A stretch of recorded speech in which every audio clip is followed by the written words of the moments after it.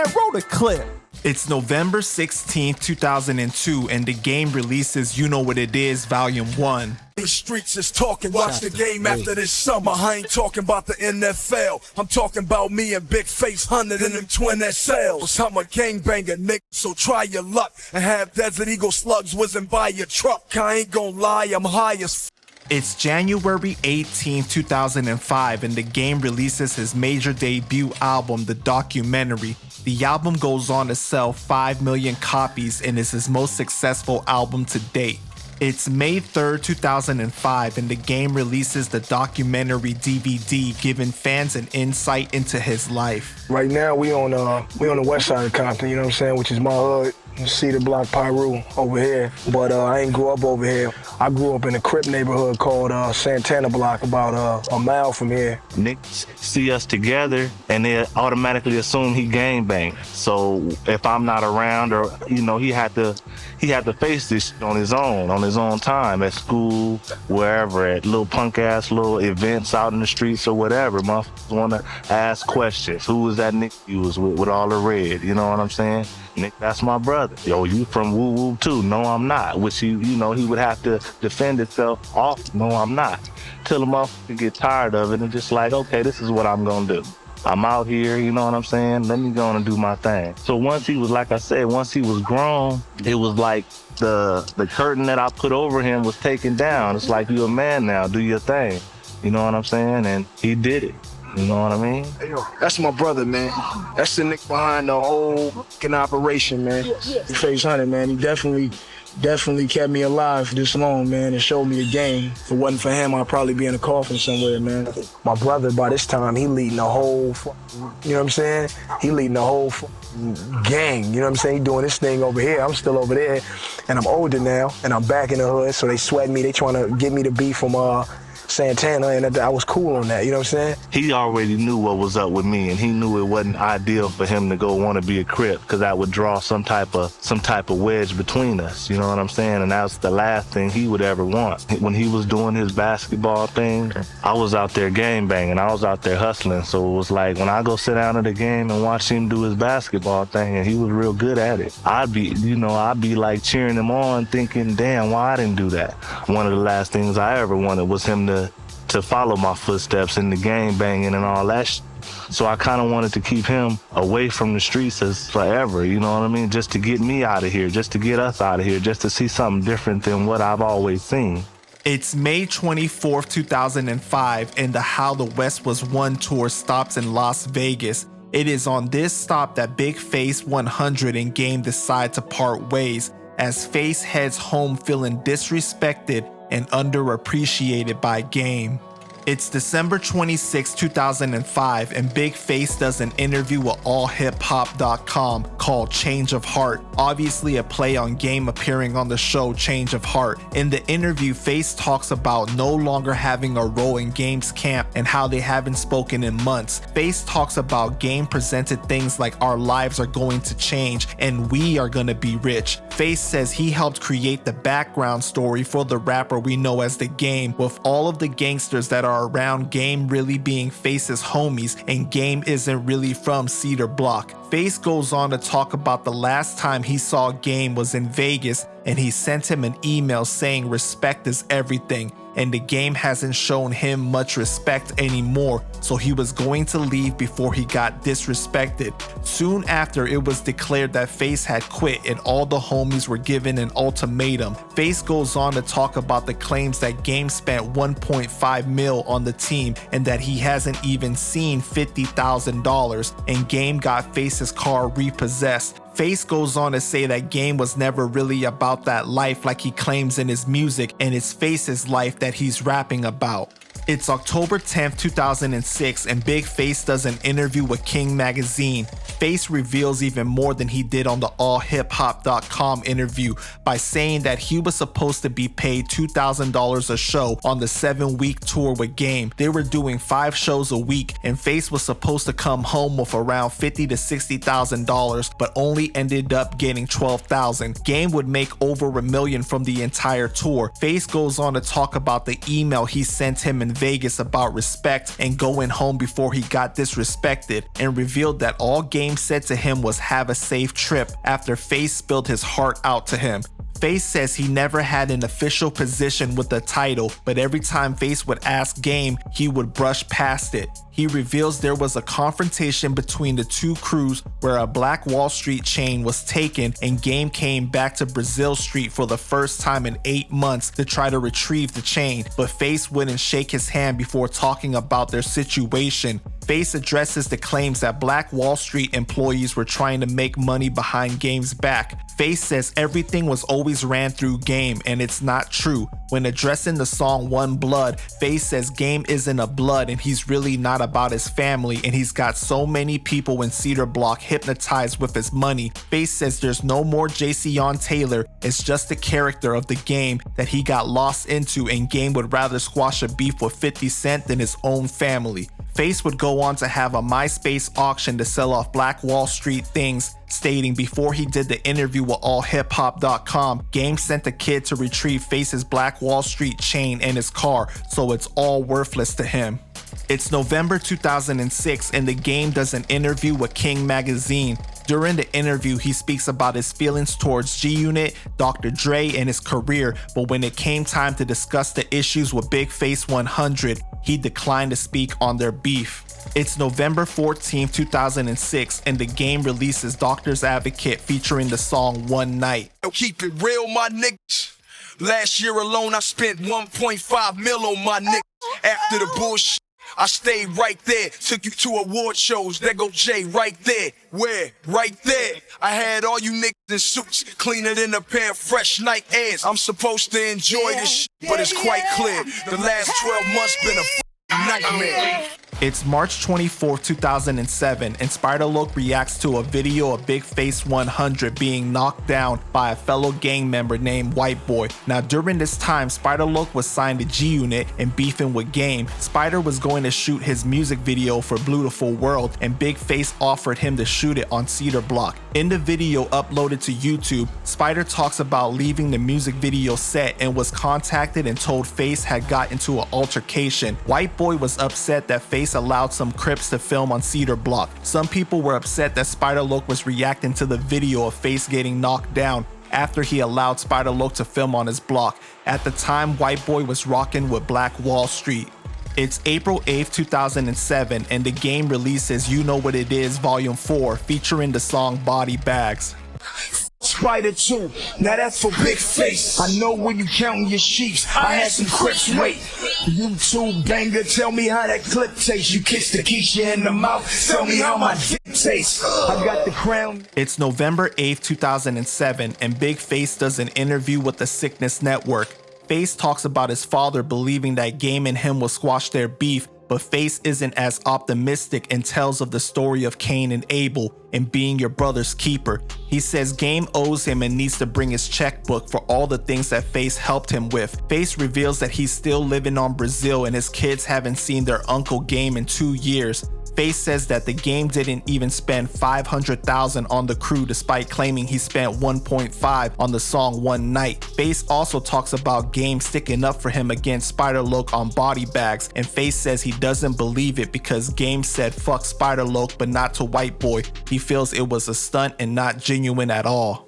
It's April 22nd, 2008, and the Game does an interview with allhiphop.com where he's finally a little more comfortable addressing the situation with Big Fase. When asked about the rumors that him and Fase have mended their relationship a bit, Game states that Fase is his brother and time heals all things, and there were people that got in the middle of their issues and misconstrued things. He said they are blood brothers, and so it was only a matter of time that they would link back up and they learned a hard lesson. Game says he loves Fase and he's always going to love him, but they had some hard times and they bumped heads. They've been bumping heads since they were little kids, but that's his brother for life and he's not going to let anybody bring harm to him.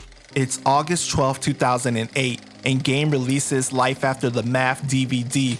Game covers his childhood in more depth and speaks about an incident where he witnessed his father under the influence of PCP, and he alleges that his father was lying on top of his sister. His father doesn't recall what happened while he was under the influence. This situation would affect his relationship with his family forever, as his father received 6 months in jail and Game and his siblings were split up in the foster care system.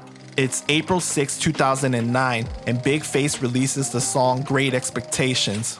I still remember the phone call. Face, I signed the Dre. We gon' be rich like it was yesterday.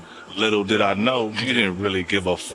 I emptied out my tank just to fill yours up to end up with nothing. For Tay-Tay and Nuna, oh, you a star now. You don't remember them, do you? I wish I really knew you. Or is it just the new you?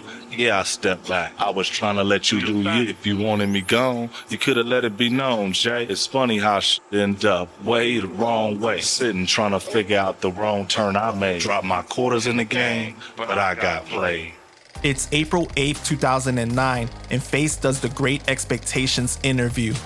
We grew up two different places for one thing. I mean, we shared the same father. I grew up on the west side of Compton in the neighborhoods that we call Cedar Block. My grandparents been there since like the 50s. That's my mother's parents, you know, I mean, no relation to Game whatsoever. I stayed there with my grandparents and my mom most of my life. My dad wasn't at home with my mom. Him and my mom broke up when I was about 2. I grew up in Cedar Block about, maybe 12, 13 years old, got influenced in the streets and started running in the streets, doing my stuff like that. My brother, on the other hand, he grew up in Santana, Florida. He, to my knowledge, never gang banged. He went to Compton High. You know, he was into sports. Something that I always wanted to do myself. So I definitely fully supported him in his sports. He was able to avoid the gang life for the most part growing up. Around the time after basketball didn't work out for him, he kind of came my way and got up under my wing, and we started fucking with each other like on a day-to-day basis after that. But I always kept him close with my dad. My dad made sure. Basically, he got with me when he was done with basketball, and that was, a dead-end street for him. It didn't work out the way he planned, so, he got with me in the streets, and I showed him what this street life is, and we made the best of it, But he grew up in one side of town, I grew up in the other side of town. We always stayed connected because that was my little brother. I made sure, I never had a big brother to take me under his wing. So I made sure, I had the label of a big brother. I made sure that I fulfilled that role, and I was a big brother to him. So that's how he grew up. That's how I grew up, and that's how we put it together. It's June 2009, and the Game does an interview with XXL magazine. In the interview, Game says, "My family has completely shown me that they don't give a about me, and the people closest to me have turned their backs on me in ways unknown to man. Even you or someone 10 years old could figure out who those people are if you know the Game, his life, and his music, and what he cares about the most. I thought getting out of the hood and being able to do something positive for my family, I thought that would make me happy, but the money has made a wedge between everyone that I've known to be good before I was a rapper." Jimmy Henchman said, "That gotta hurt, to have your brother and those kind of guys not really rolling with you no more. It's a lonely feeling, and all of that bears down on him. Entertainers look for love from the closest things to them, and when the closest things to you ain't there no more, it's even worse." It's December 2009, and Big Fase disses Game and his stands on social media. Taking to Twitter, Fase said, "Game stands got offended by my last tweet. They hate me, but the Game that they know and love is really me. Dig that." Taken to Facebook, Fase said, "I just realized I'm cursed. I tatted my brother's keeper on my neck in 03. My brother betrayed me in 05. I took the lesson from the good book and made my own meaning, which was true and sincere, but I didn't realize that this same lesson from above was a tale of one of the first betrayals and the very first murder on record. The real lesson was the closest ones to you can and will destroy you if they see the need. I tend to think with my heart a lot, never again, but if so, shame on me. Lesson learned the hard way." It's January 30th, 2010, and Big Fase does an interview with Soul West Radio. It probably feeds some of the bullshit being that I'm rapping now. People always say, well, you know what I'm saying, the nigga used to be a rapper. Maybe he was hating that his brother made it. Man, when that dude made it, I sat there and I felt like if this is what I did it for, even just a little bit, then this was all worth it. You feel me? If that's the part God had me to play, you know what I'm saying, just to dibble and dab into rap, for my brother to pick it up later and run with it and make something of it, then it was all worth it. So when I was sitting by that stage and he was rocking them mics, man, all around the country, it felt like a beautiful thing, and I was very accepting of my position. You know what I'm saying? But definitely, if everybody wants room to grow, you know what I'm saying? I don't need no nigga just feeding me. I'm a hustler. I've been a hustler. I put me to work. You know what I'm saying? But other people getting all the jobs and all the positions, and I'm sitting there looking dumb when people think I'm the motherfucker behind. I know I'm the motherfucker behind everything. They think I'm locked in tight. You feel me? My shit ain't off for nothing but a brother's love. You feel me? I ain't never want to say, hey, well, let's sign this paperwork to put me in, make sure I'm none of that. Think my shit is all off brother love. You feel me? Yeah. But I got burnt on that, so that's why we fast forward and way to right now, and me putting it on myself to just do what I gotta do, because like you said, it started with him and went on to the next motherfucker. Brazil Street Records was born, had a gang of artists, everybody ran off. It didn't happen enough for them, or they only was with me because they thought Game was gonna come back and he took too long, so they shot out. You feel me? All this sort of shit, but I'm here. You feel what I'm saying? It's August 2010, and Big Fase and Game trade shots on Twitter. To give some context, Fase had previously released a song called Break Lights, and then Game released a mixtape of the same name.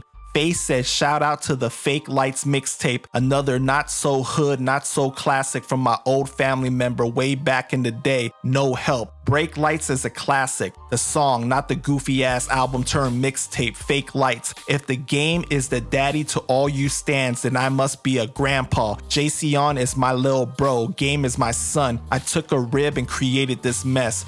A dude who do a song about his sister life without her blessing, but won't help her when she reaches out doing bad. This ain't about no fucking break lights. It's about the Taylor family and the family member who got money and left everybody behind, mom, dad, and all.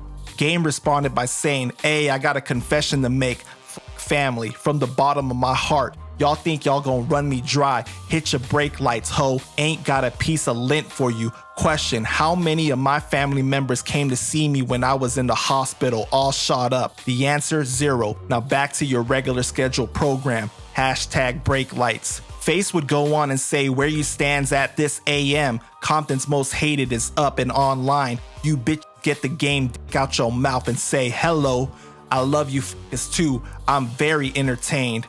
Game stand up. My dude, Chop Shop TV, said Game ain't delivered since we split. The doc was classic. All parts were in place. Shit done went south. It's August 30th, 2010, and Big Fase releases a video of him and the Game in the studio listening to the song Lost, where Game raps about his father and sister. This song would later appear on the mixtape Perp and Patron the following year. My pops is a pedophile. How you stick your 28-year-old dick in your child? Now how it feel to be 52 and have a son that's a millionaire and don't f*** with you, daddy. She was only in the 6th grade the day I heard her scream. I should've hit you with the switchblade. Then she ran, but I ain't know which way. She ended up in Vegas doing everything her pimp say. I seen her one Christmas with a black eye. Took her to the store and bought her shades with my last 5. My little sister is a prostitute, and I'ma tell you what I'm about to do. So get her. We're in the studio, we're getting all the music, you know what I'm saying? We're hearing all this Red Album stuff. Got my measuring stick out the whole time, because I've been in the lab too, so I've been like on my tips. I'm hearing the songs, and some of this shit is cool, so I'm listening to this shit. Then I get the tap on the shoulder like, yo, check this song out right here. You know what I'm saying? My brother tapped me on the shoulder. Nikki gave me her permission for it. That's what he said with the tap. Shanika's my little sister up in Detroit. You know what I'm saying? So song right there come on, and it's like a lot of personal shit. Like, so my holla at Shanika is what I say to myself. But ironically, Shanika called me the next day like, what's up with you? I'm like, yo, I was at the studio with your brother last night and he played this song. He said you gave him your permission for it. Immediately, she, what's the song about? Check this out. Ooh, before I could even fully explain to her what the song was about, she is in tears. You know what I'm saying? No, I ain't gave him my permission for no song. And no, I ain't getting, won't even have to feel what I'm saying. So it's like, the same sister, about maybe 2 months later, she get information that he's in town. And so, you know, he in her town, she trying to get with him, you know, she get with him, like on the text, like, yo, I'm trying to, what's that? I don't know where I'm gonna be at next. You know, the typical go off, you know what I'm saying? So, she know what it is, and she don't let it ruffle her feathers. She keep on with it, so she hit him with back another text. But you know, I'm doing kind of bad. Could you look out, throw something my way? You know, shit's hard. Single mom, me and my 3 kids. I just need some kind of help. The reply back on this text was, "Where was you when I was doing that bad?" Or "Where was you? All my family, nobody helped me to get where I'm at, but everybody in the family want to see me go back to where I was." This the same sister you got all this song about. So be like, I say be like, call Shanika and let her know. Call Shanika and let her tell you what the text message said. So B-Fly hit her, she give her all the info, text message word for word. You know, B-Fly jump on her text, and he is not gonna reply back to you with that bush she talking about. He going hard. So ironically, she get a text back. Her text was, "Nick, how the fuck is you gonna be talking to my sister like that? What the fuck are you on with you?" You know what I'm saying?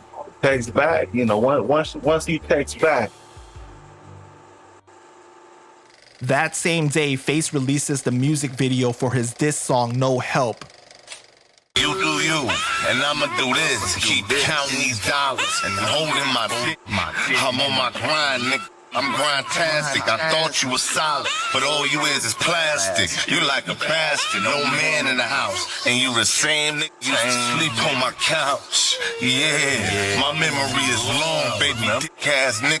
Your intentions is wrong, my word set in stone. Your word is in the wind. It's hard to believe that we any kind of kin. One of the world's first sins is brother against brother, and I chose to keep, but you rather see me sleep. You a shadow. It's January 2011, and the Game and Big Fase reconcile. Taking to Twitter, Game announced, "Just left the hood blazing one with my brother. Happy B-Day, Big Fase. We still here, blood. Hashtag I am my brother's keeper." Game would go on to tell everyone to follow Big Fase on Twitter because he said so. Face would later announce that the Big Fase and Game saga is finally at peace, and that is where it will remain. They have all grown and time heals all. Hashtag my brother's keeper.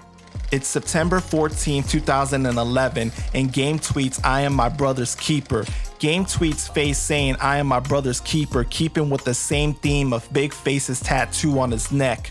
It's April 16, 2012, and Big Fase does an interview with Watt City Films.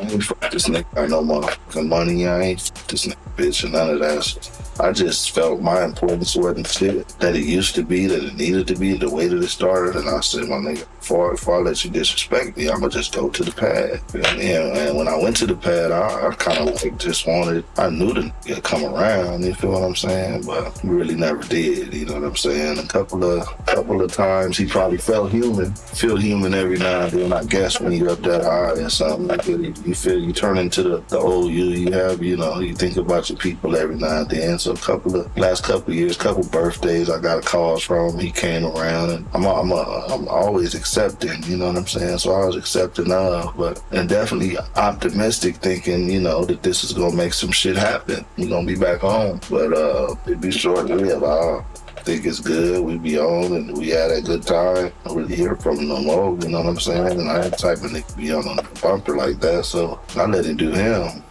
That shit turned into years again, and the whole thing is like this. Like I told my nigga the other day, it's like I can't really give too much about a motherfucker that don't give a fuck about my life, you know what I'm saying? Out here, and then you could die out here every motherfucking day. Wherever the fuck you at, you could die every motherfucking day. And for a nigga like me to play such a part in your success and all this time go by, all these build periods and all this struggle and still, you know what I'm saying? Nigga still out here, you know, up against it. So you think that you help somebody up and they know all this time you can't give a fuck about my life. So it's hard. That's my little brother. I love him. You know what I'm saying? And I got a great heart. You know what I'm saying? I'm a good motherfucker, but can't really give a fuck about a motherfucker that don't give a fuck about you. It's hard to do. Bitches do that. Prostitutes do that. It's May 15th, 2012, and Big Face sounds off on Twitter again. Face said, if something happened to me in these killer streets, Game will be screaming, rest in peace, big bro. You really ain't huh? No, you little bitch. I'm the real Game. This weird ass dude gon' wait till I blood and peace to with me. I'm in Compton on Brazil Street, funk. Still trying to find a way out. You a fan of some I built, kid. You can't disrespect me from that position. It won't work. You fell in love with my story told from a reporter. It's July 18th, 2012, and Big Face does an interview with the Sickness Network. It would be cool to be able to be brothers with my brother and to be able to get that support. You know what I'm saying? I think I got when we was cool the last time, I think I asked for a tweet. I think I got a tweet that said, follow Big Face 100, because I said so. You know what I'm saying? Next thing you know, this kid Young Life is back with him. I saw a tweet recently for him that said, hey, I'm a buy life a $20,000 car so you can get 20,000 followers or some shit like that. It's like you go above and beyond for everybody else, but for your folks, you don't even gotta fuck with me. You can just make a call. You can open up a door. B-Fly, we have the same father. B-Fly and him, they have the same mother and father. So she's very talented. You know what I'm saying? I think I don't know a bitch fucking with her.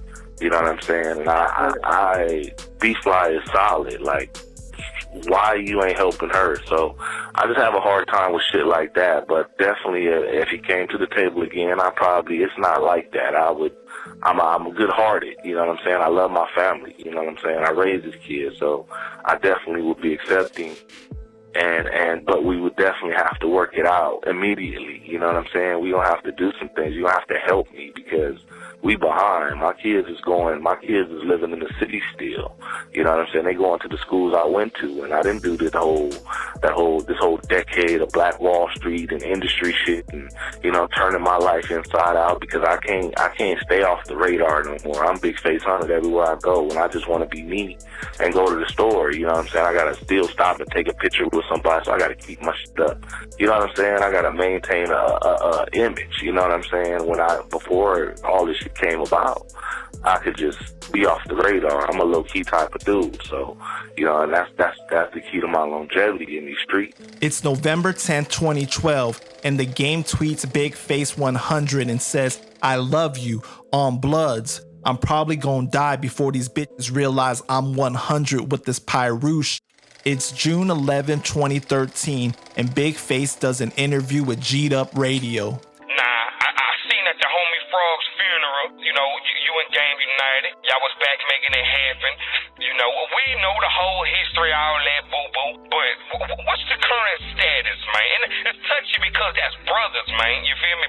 But what's the current status with you and Chuck Taylor, man? Bottom line, my nigga, tragedy always turns to triumph, you know what I'm saying? In the midst of that tragedy, my guy, I got a phone call from my brother, and 30 minutes of finding out what happened to my young nigga. Got a call from my brother, and he said, Face, I love you, man, and I don't want to die, I don't want you to die, you know what I'm saying? So, from that point on, man, we just rolled, you know what I mean? We all right. It's that easy when it's for real, and you ain't got nothing but a real one right here, and all I've been waiting on is, for my boy to, you know what I'm saying, whether it's to mature, whether it's to think back about what a nigga is or what a nigga been to that whole thing, you know what I'm saying? Whatever it took, I hate it took my young nigga's life, and I hate that he's not here to endure it.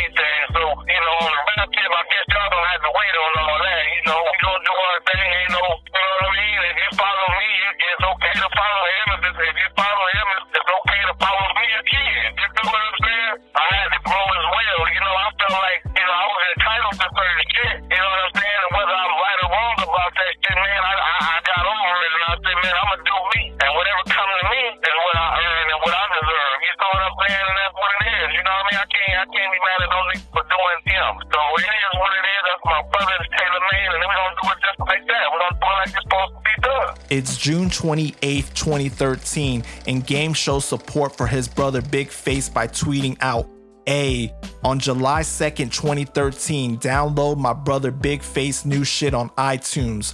Follow, giving fans some hope the two have finally reunited for good.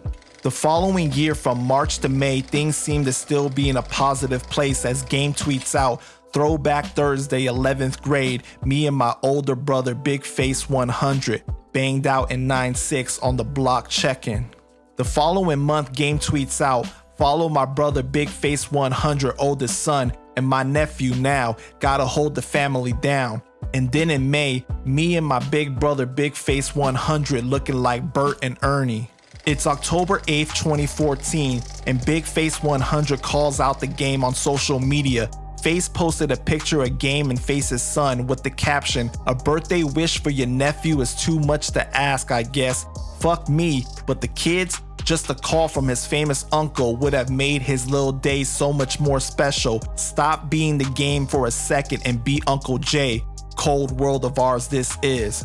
It's October 14, 2014, and Game releases The Year of the Wolf featuring the song Bloody Moon. My father left me when I was seven. At a home, left me but took his chrome. I looked up and blood was gone. Man, fuck. Guess in the world, I'm all alone. My mother was too naive, so when he left, she followed along. And while you listening to this song, asking yourself why, it's really none of your business. But I was there, I bear witness to a grown man with a beard, unzip his pants and I can't tell you with a beard. Me and my sister had different fathers, but I cared and I loved her. And I'd be lying if I told you I wasn't scared when he rubbed the tip of his penis on her. She was only 11, how could you ever get a bone? Even thinking about it make me hot as a sauna. Make me want to pop him like the top on Coronas. But I was scared, ran back to my room, prayed to God that I was dreaming. Can't believe I'm this nigga seeming, living with demons, and it been that way. It's January 2015, and Big Fase does an interview with High End Radio. Over the past weekend, 10th anniversary, you hung out, got to link back up with your brother Game. Yeah. Man, how was that, man? How was that feeling? It's always a beautiful thing when it comes from the heart. You know what I'm saying? And I got a text from my bro, you know what I'm saying? He asked me to come to the thing, 15-year anniversary of the documentary, man. I want you there. I was like, that's all I'm ever waiting for. When I responded, I said, that's all I'm ever waiting for is that invitation. You know what I'm saying? And hit me back and said, this ain't an invitation, I need you. You know what I mean? So that made the difference in the world and shit. I got there and it was a beautiful thing, man. We chopped it up a little bit. We didn't do too much. It was just a celebration, you know what I mean? So it was, more so than anything, it was for the documentary, man. 10 years of history. You know what I'm saying? Like life-changing shit that we was a part of, and then when we was able to put together and bring to the world, it was a beautiful thing, man. I had a good time. I enjoyed myself, and it was 100. It's August 28th, 2015, and Big Fase 100 tweets about the documentary 2, saying September 25th, the documentary 2, it's game time. The previous month, Game had released the music video for the song 100 with Drake, which was shot on Cedar Block, and Big Fase made his appearance in the music video. It's June 9, 2016, and the Game and A&E do a 3-part series called Streets of Compton about the history of Compton and famous people that have come from Compton. In this series, Game touches in depth about his family dynamics, including the allegations against his father. It really shows their strained relationship. Game talks about all of his family moving out of Compton and that he's still trying to convince Face to move out. Game then says Face was his role model growing up. It's October 15, 2016, and Big Fase does an interview with Dub CNN. Album came out January 05. Right. And by August 05, September, my ride was over. Right. Bullshit.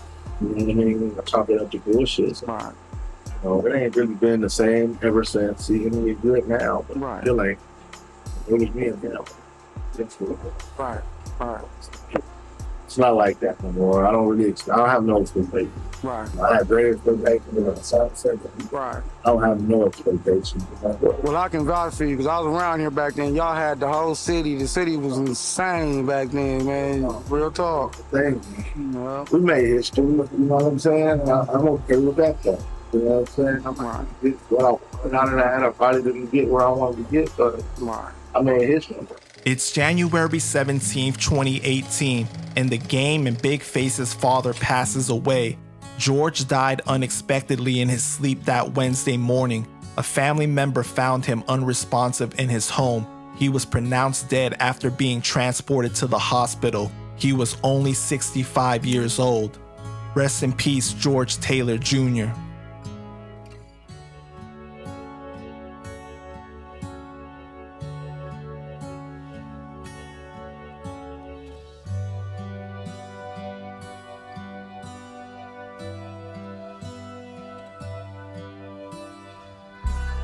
Game would go on to say, "I lost my father, I can't sleep. Just a few days ago, about short of a week, all these feelings inside. I cannot explain how there's so much love and it turned into all this pain. I locked myself in the house. Guess I needed my space. I'm usually the strongest person I know, but this one is really breaking me down. I miss you, Dad. Stopped waking up and looking in the mirror because every time I do, I see your face. I ain't just lose a father, I lost a friend. I'm the one that has to live with the fact that I'll never see you again. We had some good times, we had a whole lot of bad, but no matter what time it was, you never stopped being my dad." It's November 29th, 2019, and Game releases Born to Rap featuring the song Hug the Block. My daddy died. I paid for his whole funeral. I get it, I was supposed to.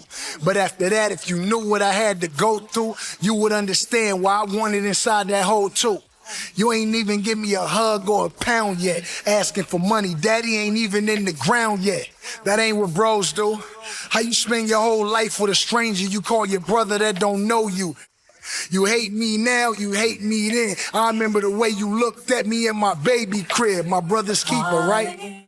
I can't believe this, like took my pops. We fighting each other and we both look like pops. Nah, I take that back, I look like pops. And when I see you, you look like ops. You look like Biggie, I look like Pac. We can both die. All this shit is for nothing. I kill my own brother, I ain't bluffing. It's a temptation of mine that you look like David Ruffin.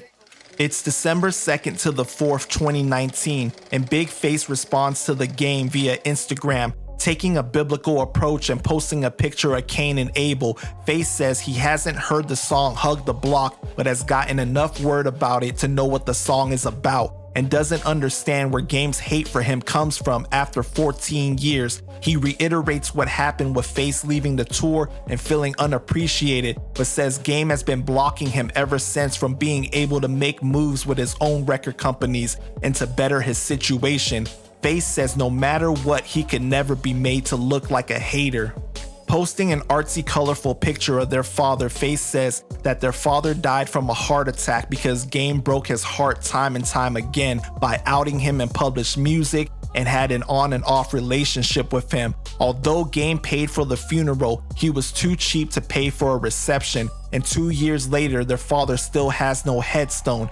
Face says Game also gave a fake speech at the funeral and lied about speaking with their father before he passed. He said all of it was disgusting. Posting a picture of the late Nipsey Hussle, Face honored Nipsey Hussle and commended him for being about his family and the community, and said that comes from being proud of where you are from and really being where you say you're from. He says Game's claims that there was a disagreement about Game bringing a Crip on tour is completely false, and that before all of this, Face was already rocking with Glasses Malone, a Crip from Watts, and created the Blue division of Black Wall Street. Face claims that all of this is being said to discredit him and for Game to take credit for things. But also, he calls out Game for all of the Instagram letters he's been making for Nipsey Hussle and says it's weird and all for publicity. He also comments on Game getting braids to look like Nipsey Hussle. It's December 8th, 2019, and Big Face posts a picture of Game and 50 Cent talking about Game's claims that Face was at fault for 50 and Game's beef, but the truth is Game always planned to betray 50 from the very beginning. Face even pokes fun saying that Game is trying to get on the show Power, but 50 knows better. In the comments, someone stated Jim Jones had said the same thing and Game wanted to jaw rule 50 when he got on. Face said that's facts. It's December 13, 2019, and Big Fase releases the song Brother's Keeper. Black Wall Street, we all gon' eat, remember? Album out January, Face out by September. We gon' be rich, I still hear it echo. This nigga just switch, it's either be a bitch or let go. I did the latter, and the next thing you know, repo. Sucker shit, followed up with more sucker shit. I'm my brother's keeper, but this ain't no brother shit. This some whole nother shit. I never seen it coming. This nigga is a track star, 100 miles and run. It's December 21st, 2019, and Big Fase responds to Game's threats. Face posted, "After all I did and all I was for you, you shit on me for 15 years. My pain wasn't good enough for you. I guess it's phase 2 now. Talk is cheap. You're welcome to come try to lay me down. You ain't about that life. You rap about it. Do your stuff, tough guy. Threaten my life on a record. Borny ass. If I gave you the gun, you couldn't do it. The payoff. Do your shit." It's August 3rd, 2020, and Game reminisces about Cedar Block by posting a picture of the homies with the caption, "I took Cedar around the world and back. Some stayed down all this time. Lost some to the streets and others to greed and jealousy. Shit be like that sometimes. That's Westside Compton for you and where I come from. You don't always get to live and learn. I hope that don't go over your heads." Face responded by reposting Game's post, claiming Game has done more for Crips than Cedar Block. He challenges Game to name someone he even put on from Cedar Block. Face says Game isn't from Westside Compton, he just hung out with Face a few times growing up, and that Game shouldn't even speak about Cedar Block or Compton. In the comments, a fan asked about Game being a former stripper named Hurricane, and Face responded saying that the fan was right about the thong but wrong about the name. It's March 5th, 2022, and Game does an interview with Drink Champs. Bro, I call fades behind that. Like, nigga, what? Taking Crips on a tour where I'm a blood. Nigga, what do you mean? My own homies. I lost half of the gang like that. Nigga, split up between me and my brother. Crazy. I'm beef with my brother like Nino G Money. Nigga could have died in that. He alive with, his family, and I'm alive over here, and that's still my brother, but like, we don't speak. That all Big Face Hunted, that's a name in hip hop nigga should know, and they should know. That nigga was the Oracle. You said that earlier. Like I said earlier, and I love my brother, and at the same time I don't. And it's weird, but that's my family dynamic. It's like you can't speak on him, but I can, type shit. Like you can't with my brother, but I can. You know what I'm saying? It's March 17th, 2022, and Face responds to the Game on Instagram by saying he left the last leg of How the West Was Won tour, which was headlined by the biggest Crips hip-hop has ever seen, Snoop Dogg and the Dog Pound, and it was all love. Face helped put on Glasses Malone with no help from Game, but Game ended up rocking with Glasses to cause division. The love and hate family dynamic is Game's and not Face's. Face says Game is still making up stuff and the fans are falling for it, and explains he used to stay quiet because he couldn't keep up with all the lies Game was telling. After trying to make it on his own, Game blocked every move he was trying to make, and Face gave up on the industry after their father passed away. It's August 12th, 2022, and Game does an interview with No Jumper.